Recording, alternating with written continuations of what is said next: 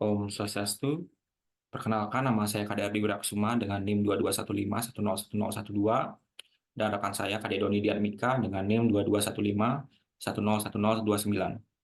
Jadi pada video kali ini kami akan mempresentasikan makalah yang telah kami buat dengan judul Analisis Perbandingan Kompleksitas Waktu Algoritma Kruskal, Prim dan Solin dalam penyusunan jaringan pipa air bersih studi kasus di Desa Ulakan, Kabupaten Karangasem. Nah, air bersih sangat penting bagi kehidupan manusia, namun krisis air bersih sering melanda beberapa daerah, khususnya Karangasem, Bali. Di Kabupaten Karangasem sering terjadi kekeringan, sehingga menyebabkan krisis air di wilayah tersebut. Nah, salah satu desa yang menjadi fokus penelitian kami kali ini, yaitu Desa Ulakan, Kabupaten Karangasem, mengupayakan melalui pemasangan jaringan pipa air oleh pihak KPS PAS Desa Ulakan. Nah, namun pada saat pemasangan jaringan pipa tersebut masih sering terbentuk sirkuit atau perputaran pipa, sehingga menyebabkan banyak pipa yang tidak optimal dan otomatis biaya operasional yang dikeluarkan masih sangat tinggi. Nah, optimalisasi tersebut dapat dicapai melalui pendekatan yang disebut sebagai minimum spanning tree atau MST. Terdapat 3 algoritma, yaitu Kruskal, Prim, dan Solin. Nah, sehingga pada penelitian kami kali ini, 3 algoritma tersebut akan dibandingkan berdasarkan kompleksitas waktu dan juga program komputer. Sehingga banyak pipa yang optimal dapat dicapai khususnya di Desa Ulakan, Kabupaten Karangasem. Nah, adapun tujuan pada penelitian kami kali ini yaitu menghasilkan model graf berdasarkan denah sebagian wilayah Desa Ulakan, Kecamatan Manggis, Kabupaten Karangasem, menerapkan algoritma Kruskal, Prim, dan Solin untuk mencari minimum spanning tree atau MST pada model graf jaringan pipa, serta menganalisis dan membandingkan kompleksitas waktu dari ketiga algoritma tersebut.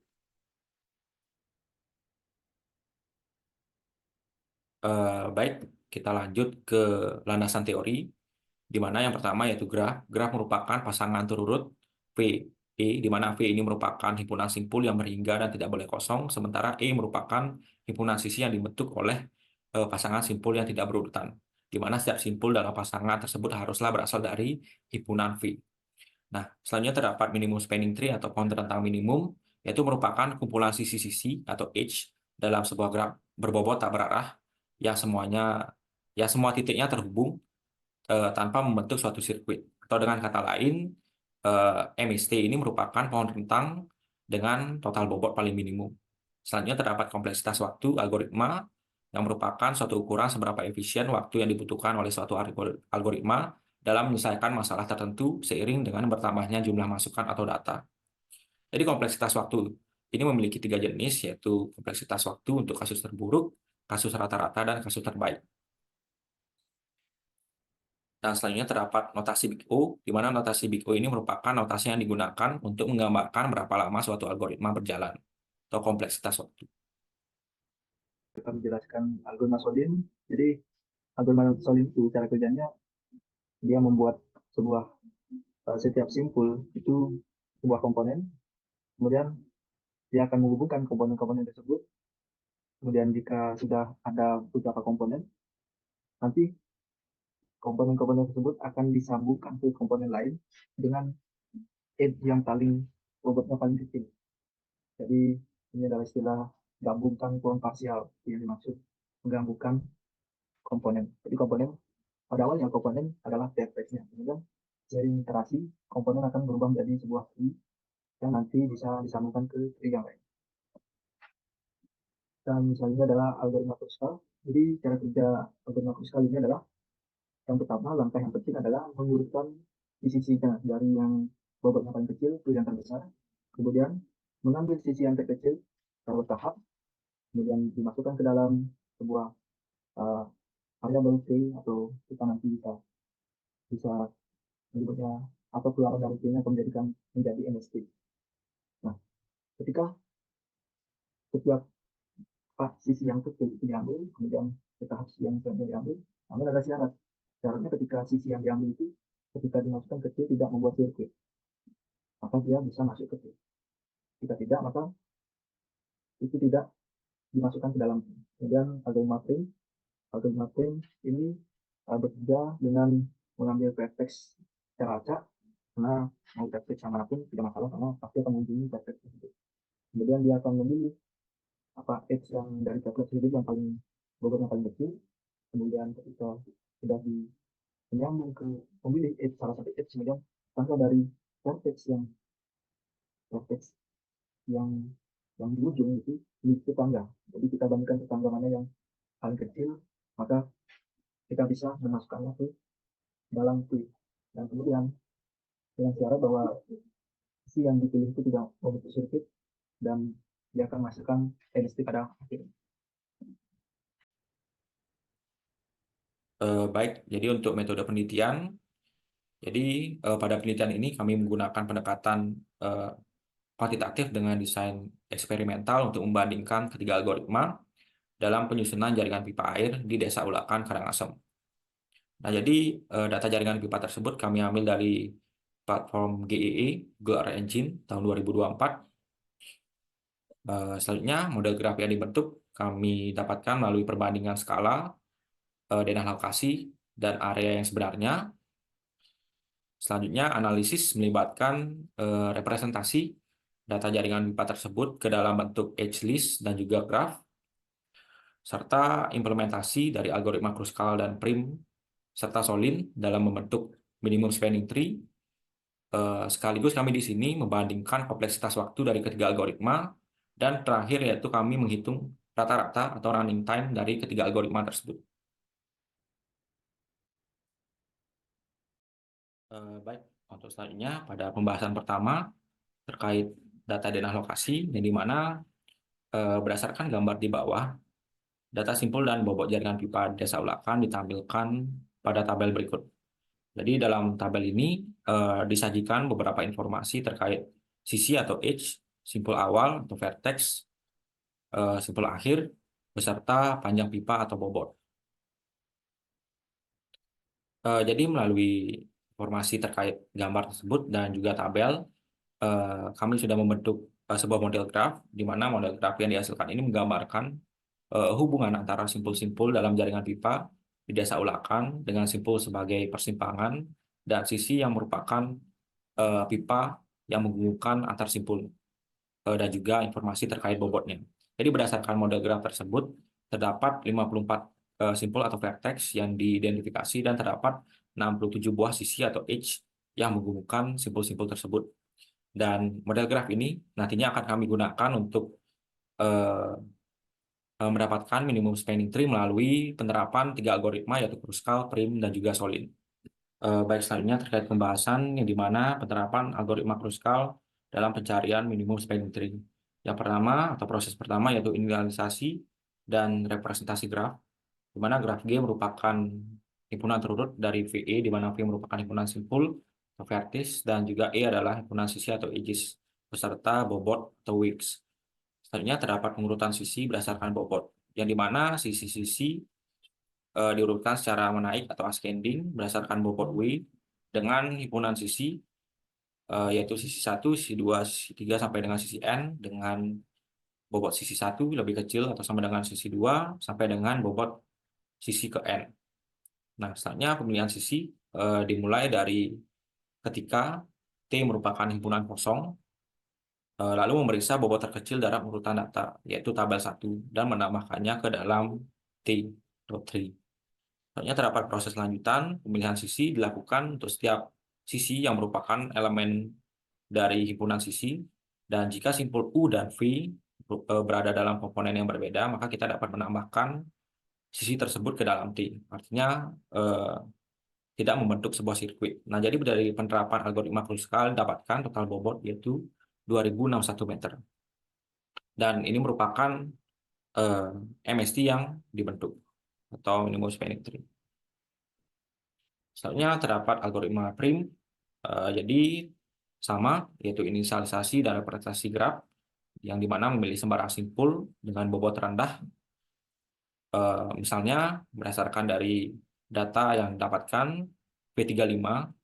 Selanjutnya terdapat proses pemilihan sisi, jadi selama simpul T belum mencakup semua simpul di dalam graf G, kita dapat memilih sisi dengan bobot minimum, di mana simpul U merupakan elemen dari T dan V bukan merupakan elemen dari T. Misalkan vertex 29. Nah, jadi tambahkan simpul ke dalam T, yang di mana dalam T terdapat dua buah simpul, yaitu V35 dan V29, dan juga tambahkan sisi yang menghubungkan simpul tersebut ke dalam himpunan sisi, yaitu dengan nominal 10.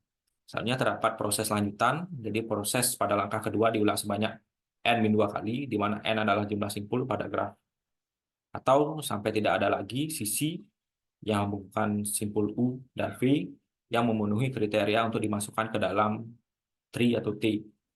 Jadi melalui penerapan algoritma prim, eh, kami mendapatkan total bobot yang sama, yaitu 2061 meter.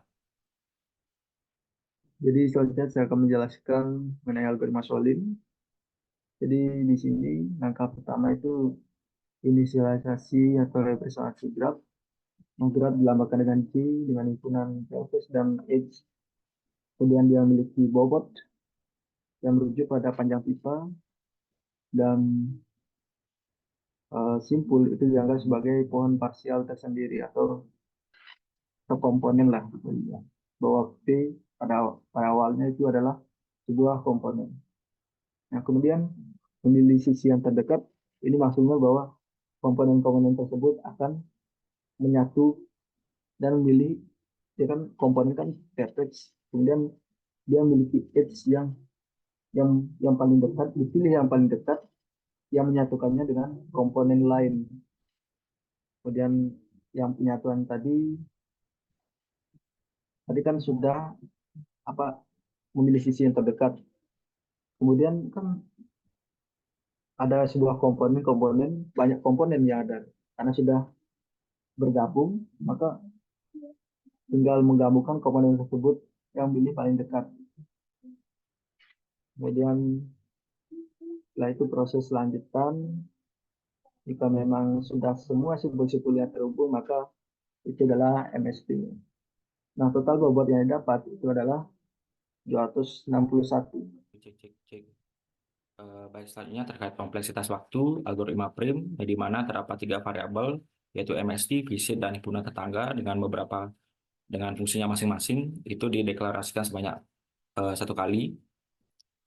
Selanjutnya, prosedur selanjutnya, menemukan edge terkecil lakukan sebanyak V-1 kali, yaitu pada percabangan while, memeriksa vertex yang dikunjungi dilakukan sebanyak V-1 kali, menambahkan edge dan vertex ke MST dilakukan sebanyak V-1 kali, mengikuti perulangan while yang ada, menambahkan vertex ke visit dilakukan sebanyak V-1 kali, dan di sini terdapat percabangan yaitu for, sehingga terdapat nested loop, menambahkan vertex ke dalam himpunan tetangga dilakukan sebanyak V-1 dikali V-2 kali.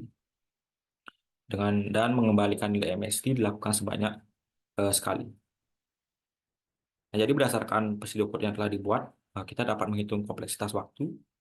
Nah, di mana di sini TN sama dengan O1 tambah 1 sebanyak penugasan yang dilakukan sebanyak satu kali, yaitu terdapat 4 kali penugasan, ditambah dengan OV-1, yaitu perulangan while, ya di mana di dalam perulangan while tersebut terdapat beberapa penugasan, sehingga kita dapat kalikan satu sebanyak penugasan yang ada, ditambah dengan eh, percabangan for, sehingga dikali dengan V-2.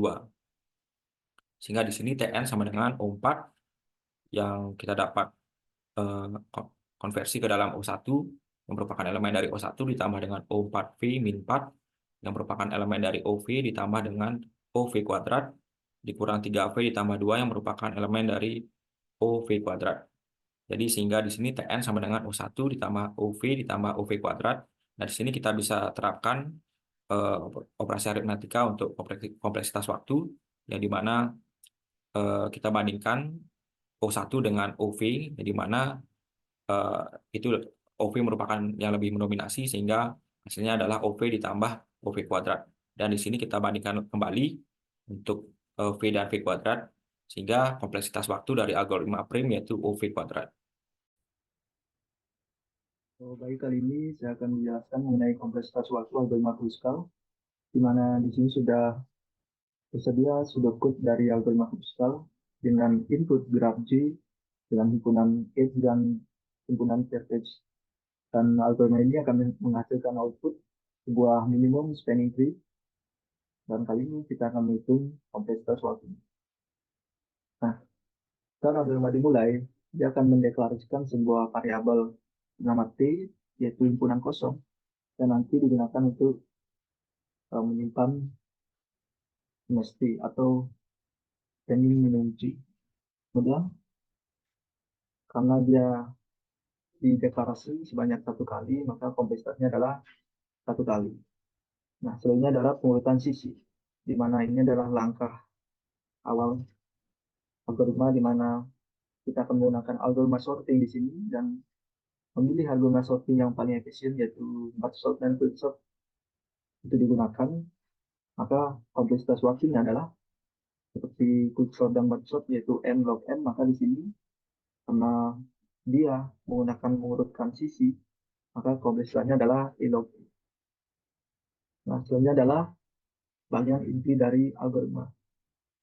Di sini dia akan mendeklarasikan sebuah variabel bernama selected edge, di mana ini adalah himpunan kosong. Nah, ketika jumlah edge dalam selected edge ini kurang dari jumlah vertex min 1, maka lakukan hal ini, yaitu E ini cuman menyatakan bahwa E adalah apa ya? E adalah bobot terkecil dari himpunan E. Jadi hapus E dari himpunan E. Maka uh, while ini kan akan berulang banyaknya banyak sisi. Maka dia akan berulang uh, sebanyak edge dan dan karena hapus E ini dari himpunan E berada di dalam while, maka dia juga akan berulang paling buruk berulang sebanyak E. Kemudian selanjutnya adalah sebuah kondisi di mana jika dia tidak membentuk sirkuit, maka tambahkan E to T dan juga tambahkan E to selection X. Kemudian perulangan kondisi selesai dan perulangan selesai, maka itu selection X. Artinya ini adalah edge yang dipilih, dan edge yang dipilih masukkan sebuah minimum spanning. Jadi ini adalah kopi sesuatunya, di mana totalnya adalah big O ditambah 1 tambah E tambah E tambah E tambah 1 sama dengan OE. Kemudian kapasitas keseluruhannya adalah yang tadi kan kita mendeklarasikan T yaitu 1, kemudian eh, algoritma pengurutan E log E ditambah dengan total ini yaitu E sama dengan OE log E. Jadi ini adalah kapasitas waktu dari algoritma pengurutan. Nah, selanjutnya adalah kompleksitas waktu algoritma Solin. Jadi biasa di sini sudah tersedia pseudocode dari algoritma Solin dengan input graph D sebagai yang memiliki himpunan vertex dan himpunan edge. Kemudian akan masukkan output sebuah minimum spanning tree. Langsung saja kita akan bedah pseudocode-nya. Nah, pada saat algoritma dimulai, itu algoritma mendeklarasikan beberapa variabel yaitu MST, komponen, dan C, di mana kita lihat bahwa MST itu himpunan edge dan komponen adalah setiap vertex adalah komponen terpisah. Kemudian C ini adalah edge yang terdekat untuk setiap komponen. Maka kompleksitasnya adalah MST dilakukan satu kali, komponen karena dia adalah C maka dilakukan sebanyak 3 kali, kemudian C dilakukan sebanyak 1 kali. Baik, kali ini adalah bagian inti dari algoritma Solin, di mana dia melakukan perulangan di sini untuk lebih dari satu komponen, maka lakukan operasi berikut. Nah, while ini akan berulang sebanyak, di mana saat iterasi pertama dia kan komponennya sama dengan jumlah vertex. Kemudian saat iterasi kedua, karena komponen itu saling saling mencari apa edge yang terdekat satu sama lain, maka dia akan berkurang bisa sampai setengahnya. Dan untuk iterasi yang selanjutnya atau iterasi ketiga dia akan berkurang banyak seperempat. Maka while ini akan tulang ini terjadi sebanyak log P. Kemudian karena di sini ada deklarasi P, kan dia juga memiliki kompleksitas sama dengan while. Kemudian di sini juga ada for, di mana for ini akan karena dia memilih terkecil atau bobot dengan terkecil, berarti kan artinya dia memilih, proses memilih ini dia mengunjungi atau mengunjungi semua sisi dan membandingkannya dan memilih yang paling kecil. Berarti dia akan dia akan melakukan ulangan sebanyak 3 kali. Di mana ini di dalam while, maka maka kompleksitasnya adalah A log T. Kemudian ada for yang kedua, di mana setiap edge dari T itu akan maka lakukan operasi berikut. Nah, setiap edge dari T itu mungkin yang paling banyak itu adalah sama dengan jumlah sisinya gitu. Atau mungkin tapi bitcoinnya gitu adalah sebanyak E kali.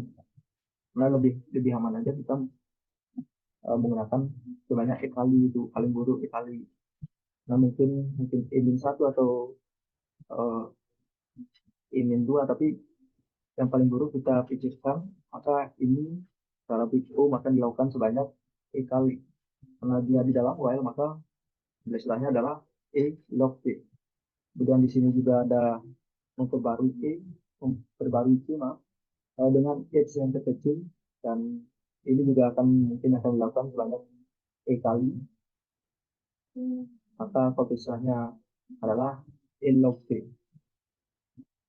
Nah, ini adalah uh, bagian kompleksitasnya gitu. Jadi sudah terdapat kompleksitasnya. Jadi T ini kompleksitasnya log T, kemudian E log T, dan sebagainya. Kemudian untuk totalnya adalah tadi lagi bahwa total dari semua operasi yang ada di algoritma ini adalah O E log P. Maka kompleksitas keseluruhannya adalah P, karena P itu adalah uh, kompleksitas dari bagian yang pertama, kemudian ditambah dengan E log P. Karena E log P lebih dominan, maka kompleksitasnya adalah kita algoritma adalah E log P. Nah, selanjutnya adalah perbandingan kompleksitas waktu. Jadi berdasarkan perhitungan kompleksitas waktu tiga algoritma, pertama algoritma Kruskal memiliki kompleksitas waktu O E log P, dan algoritma Frame memiliki kompleksitas waktu O E pangkat 2, dan algoritma Solin memiliki kompleksitas waktu O E log P. Nah, karena kita tahu bahwa N log N itu lebih efisien dibanding N pangkat 2, maka disimpulkan bahwa algoritma Kruskal dan Solin masih lebih efisien dibandingkan algoritma Frame. Namun algoritma Kruskal bukan atau tidak sama dengan algoritma Solid. Karena perhatikan di sini bahwa dia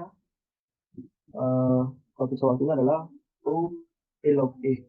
Kemudian untuk koefisien Solid O E log P, di mana E itu adalah edge dan P itu adalah banyak vertex. Jadi itu dipengaruhi oleh apakah E-nya itu padat atau tidak.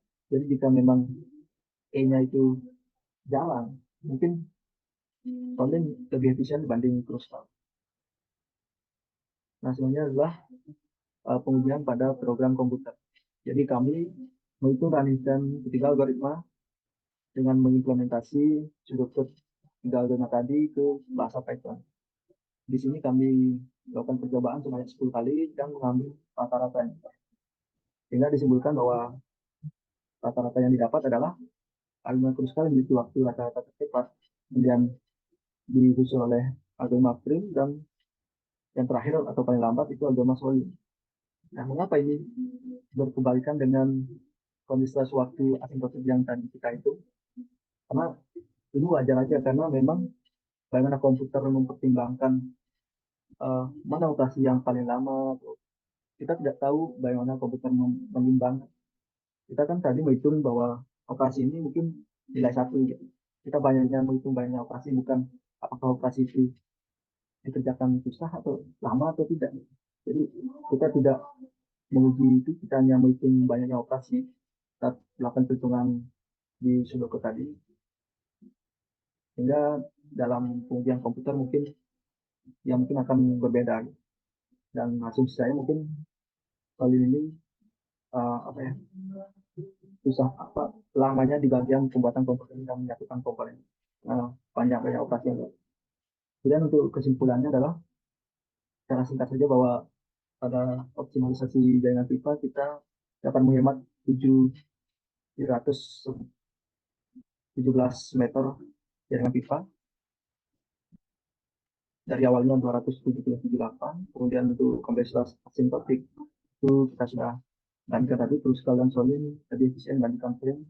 Kemudian untuk perbandingan eksekusi komputer itu yang pertama yang paling tepat Kruskal, kemudian disusul oleh frame dan solid.